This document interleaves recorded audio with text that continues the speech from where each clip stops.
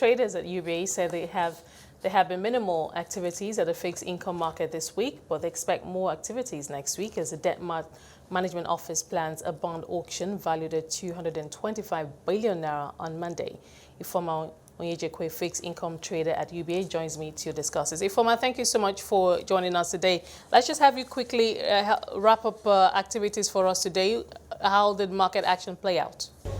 Thank you, Esther, for having me. So like you rightly said, this week has been generally quiet, and because of the proposed increase in government deficits to 7.35 trillion from 6.25 trillion financed by domestic borrowing, we've seen traders positioned as bears on the long end of the yield curve and as bulls on the short end of the yield curve, anticipating a hike in rates at the forthcoming bond and NC bills auctions next week, and also further auctions in Q3.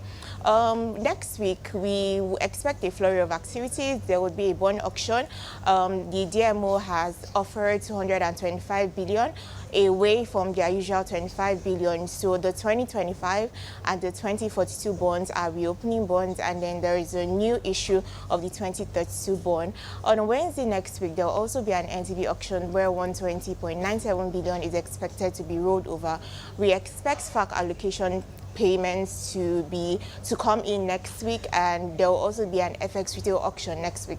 So next week will be full of activities, but this week has been generally quiet, and we expect it to continue to be quiet throughout this week. Quite an exciting week for the market next week. Now, for the 232 or the 2032 paper that's opening, that's new, what kind of a subscription rate or the rates can we expect investors to be hunting for on this bond? Well, generally in the markets, there is a dearth of investment opportunities, so we expect subscriptions to be very, very healthy. Normally, we see subscriptions to be much more than offer levels, and we don't expect that to be different at the auction next week. All right. So let's go on to the how can we expect in terms of mop-up activities next week, and also could you just also wrap up activities for us at the FX market? The FX market has remained stable at 417, and we don't expect any shakeups in the market. And we expect the Siemens carry out their regular CRR debit next week, but we don't think that they will do that this week because system liquidity hasn't been on the high side. So next week, with FAC inflow allocations and also with NTB maturities, there will be a likely CBN intervention.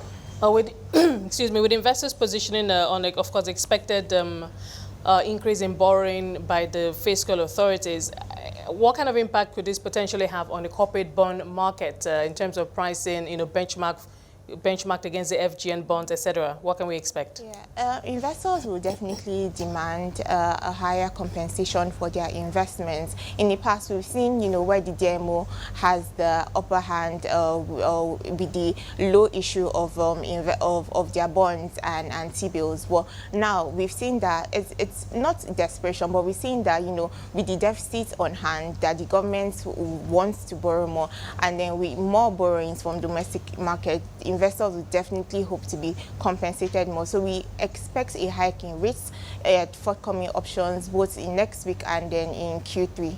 Now, I'm always keeping an eye on the one-year T-bill note. Where is that? What is the rate right now? And do you do like a 1 or 2 or 3 week forecast in terms of on this rate and how it moves? Well, to be honest, there has been very little activity in that space. So it's trading around 5 to 6%, depending on who you ask, and then depending on your volume size. So we've really not seen much activities there. So many investors just wait for the auctions where they go to replenish their stock. All right.